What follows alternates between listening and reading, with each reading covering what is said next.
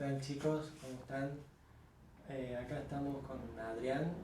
Vamos a tratar de grabar las clases porque, bueno, con el coronavirus no nos permite que nos juntemos para dar las clases, que es lo que más nos gusta y que nos parece que sale mejor, pero bueno, al mal tiempo buena cara, así que hay que intentar seguir con todo, inclusive capaz que tengan más tiempo para estudiar geometría, lo cual alguna consecuencia positiva de este desastre, ojalá que haya.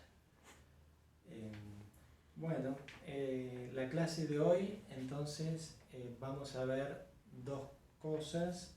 Una es un teorema sobre isometrías, ya vamos a decir bien lo que es, y después el teorema de Tales. Creo que... bueno, entonces recordemos que habíamos visto bien lo que era la definición de longitud. Estuvimos bastante para lograr definir bien lo que era la longitud de un segmento del plano. Lo hicimos con la multiplicación de números racionales por segmentos, tomando el supremo, y después definimos también la distancia entre dos puntos del plano como la longitud del segmento cuyos extremos son esos dos puntos, ¿cierto? Bueno, así que ahora vamos a empezar y vamos a recordar la definición de isometría. Entonces, una función f del plano pi, en el plano pi se dice, o bueno, vamos a poner, es una isometría, lo dijimos el otro día en el aula, algunos, si preserva distancias.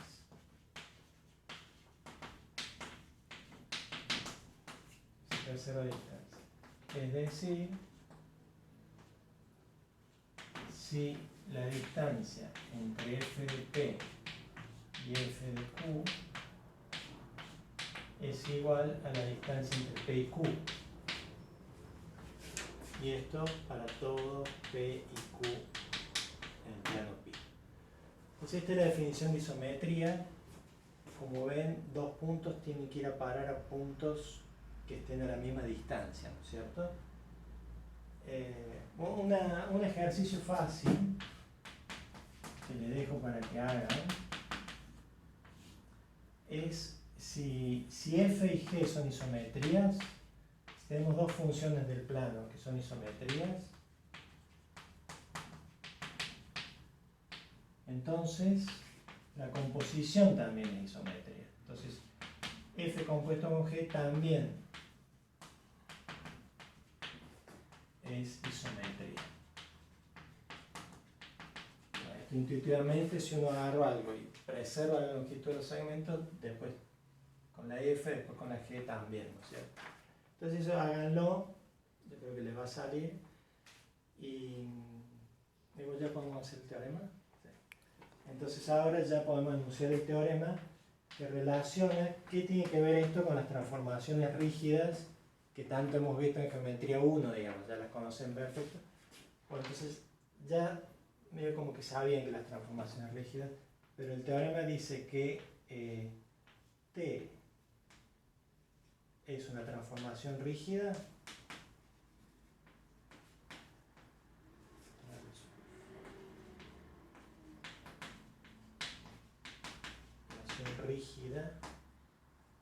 de pi, si, solamente si,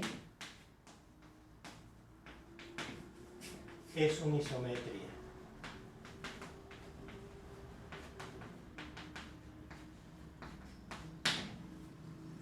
Del plano. Bueno, entonces vamos a probar este sí, solo sí. Y para la ida es muy cortita. Acá vamos a hacer comentarios. Esta es cortita, ya la vamos a hacer bien, no se preocupen. Y en cambio la vuelta es un poquito más larga y usa un lema.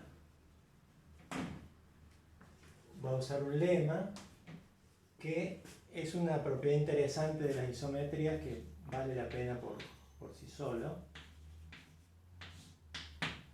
Y entonces este lema que va a decir que si una isometría fija 3 puntos, si es una isometría del plano, que fija 3 puntos, me deja 3 puntos clavados en el lugar, entonces es la identidad.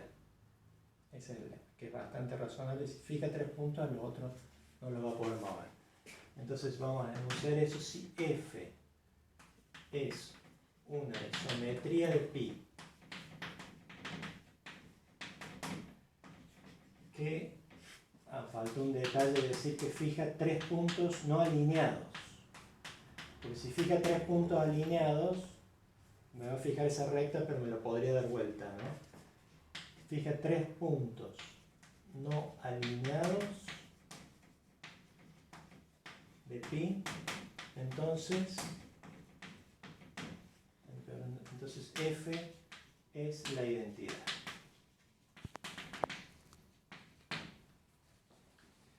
Bueno, y la demostración de esto es, llamemos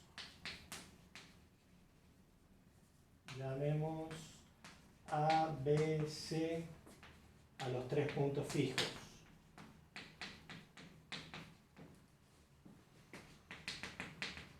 Fijos de F. O sea, decir que F en A, punto fijo, es igual a A, F en B es igual a B y F en C igual a C, ¿verdad? Entonces ahora tomemos un punto cualquiera del plano. Sea P en Pi. Si no lo fijara a P, vamos a llegar a un absurdo. O sea, por el absurdo. Si P fuera distinto de F de P, imaginen que la F no me está fijando a P, entonces ¿qué va a pasar? P y F de P van a equidistar de A. Eso es lo primero. Entonces, hagamos distancia de F de P a A. Esto va a ser lo mismo que la distancia de F de P a F de A. Porque A era punto fijo, ¿no es cierto? Y acá usamos que F es isometría. Entonces esta es la distancia de P a A. Por lo tanto, F de P y P equidistan de A. ¿Verdad? F de P y P, al ser distintos, equidistan de A. ¿Qué pasa cuando dos puntos equidistan de A? Esto implica que A, perdón que escribo acá este pedacito, implica que A está en la mediatriz del segmento P, F de P. Gracias, Adrián, por acercarte. A estaría en esa mediatriz, ¿verdad? Y bueno, pero pasa lo mismo con B y con C. Entonces estarían A, B y C, estarían en la mediatriz esta de P, F de P. Por lo tanto, bueno, ¿lo escribimos eso o lo escribo acá? Entonces, lo mismo sucede con B y C. Por lo tanto, A, B y C, los tres estarían en la mediatriz P, F de P. Pero habíamos dicho que A, B y C eran no alineados. Entonces, absurdo. Que vino a suponer que P era distinto de F de P. Que vino a suponer P distinto de F de P. Por lo tanto, P es igual a F de P para todo P en pi. Por lo tanto, F igual a identidad de pi. Y ahí termina la demostración de este pequeño lema que, como dijimos, nos va a permitir demostrar el teorema. Vamos ahora a la demostración del teorema, que lo tenemos anunciado acá abajo.